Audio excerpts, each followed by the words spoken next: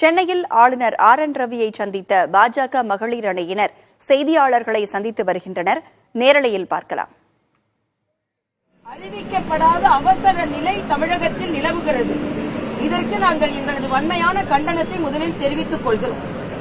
இப்பொழுது இந்த வழக்கை பொறுத்தமட்டில் இன்று சிறப்பு புலனாய்வு குழுவில் கூட பாதிக்கப்பட்ட அந்த மாணவி இன்னொரு சார் இதில் சம்பந்தப்பட்டிருக்கிறார் என்பதை வலிமையாக பதிவு செய்திருக்கிறார் என்று நாங்கள் கேள்விப்படுகிறோம்.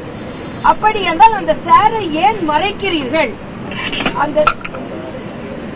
அந்த சார் எங்கே இருக்கிறார்? ஏன் போலீஸ் கமிஷனர் முதல் நாள் சொல்லும் பொழுது சார்லாம் இல்ல, இவர்தான் குற்றவாளி என்று ஏன் சொன்னார்?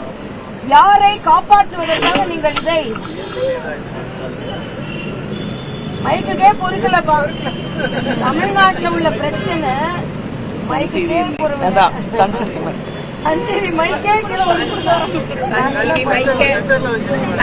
மைக்கே உருண்டு ஓடிடுச்சுங்க.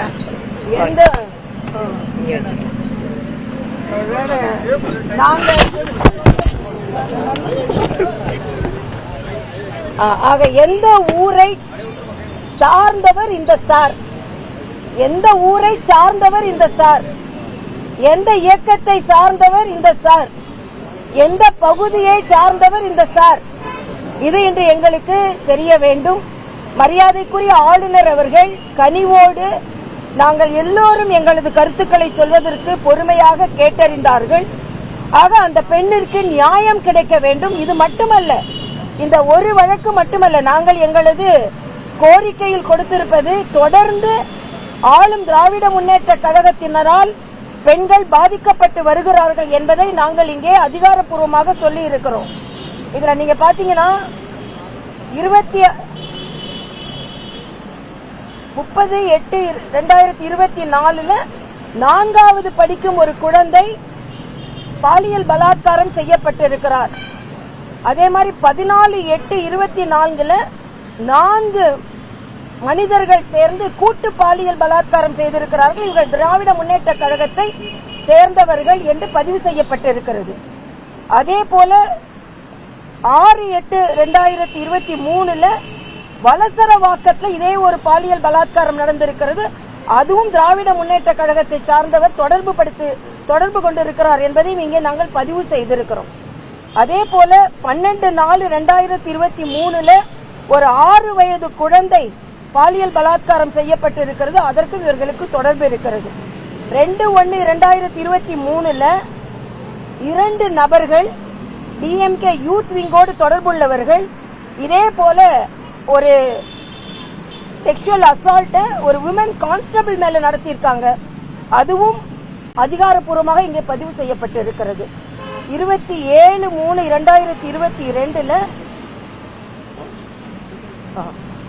மதுரையில இதே மாதிரி போஸ்கோ ஆக்ட்ல ஒருத்தர் கைது செய்யப்பட்டிருக்கிறார். அதுவும் திராவிட முன்னேற்ற கழகத்தோடு தொடர்புடையவர். ஆக இது மட்டும் எவ்வளவோ பிரச்சனைகள் இன்று பெண்கள் பாதிக்கப்பட்டிருக்கிறார்கள். நாங்கள் எல்லோரும் சேர்ந்து குற்றம் சாட்டுகிறோம். தமிழகத்தில் பெண்களுக்கு பாதுகாப்பில்லை. தமிழகத்தில் கல்வி கற்கும் பல்கலைக்கழகங்களுக்குள்ளே பெண்களுக்கு பாதுகாப்பில்லை. ஆக இது உயர்கல்வி அமைச்சர் சொல்ற மாதிரி ஏதோ ஒண்ணு நிகழ்வு நடந்துருச்சு, இதை விட்டுட்டு போக வேண்டியதானே? எங்களால போக முடியாது. ஏன்னா எல்லோரும் பாதுகாப்பாக இருக்க வேண்டும். இதுல நிர்பயா ஃபண்டை எப்படி நீங்க செலவு பண்ணிருக்கீங்க? இதுல இன்னும் ஏன் பலவற்றை மறைக்க பார்த்தீர்கள்? ஏன் உயர்கல்வி அமைச்சரின் கருத்துக்கும் போலீஸ் கமிஷனரோட கருத்துக்கும் மாறுபட்ட கருத்து இருந்தது? ஏன் இன்னொரு சாரை நீங்கள் மறைக்க பார்த்தீர்கள்? அதே போல இன்னைக்கு முதலமைச்சரோ துணை முதலமைச்சரோ ஏன் தனது குரலை எழுப்பவில்லை? எங்கோ ஒரு மாநிலத்தில் இருந்தா உடனே முதலமைச்சர் பேசுவார்.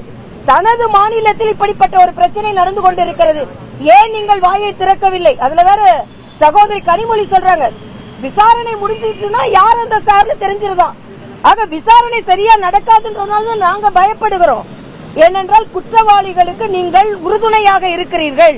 திராவிட முன்னேற்ற கழக திராவிட மாடல் அரசு குற்றவாளிகளுக்கு உறுதுணையாக இருக்கிறது. இங்கே போராடும் பெண் தலைவர்கள் கைதாகிறார்கள், ஆனால் கைதாக வேண்டிய குற்றவாளிகள் நடமாடுவார்கள். இதுதான் திராவிட மாடல் அரசு. இது மிகவும் கண்டிக்கத்தக்கது. இதை போல நிகழ்வுகள் இனிமே நடக்கக்கூடாது. விசாரணை இன்னொன்று, சிபிஐ விசாரணை வந்தால் மட்டுமே இங்கே உள்ள பாராபட்சமான நிகழ்வுகள் வெளிக்கொணரப்படும். அதனால நாங்க சிபிஐ விசாரணை வேண்டும் என்ற. சென்னையில் ஆளுநர் RN ரவியை சந்தித்த பாஜக மகளிர் அணியினர் செய்தியாளர்களை சந்தித்தனர். அதில் குறிப்பாக தமிழிசை சவுந்தரராஜன் யார் அந்த சார் என்பது குறித்தும் வினவியுள்ளார். மேலும் தமிழகத்தில் பெண்களுக்கு பாதுகாப்பு இல்லை என்பது குறித்தும் அவர் பேசியிருக்கிறார். அவர் பேசிய விவரங்களை பின்னர் வரும் செய்தி வடிவில் விரிவாக பார்க்கலாம்.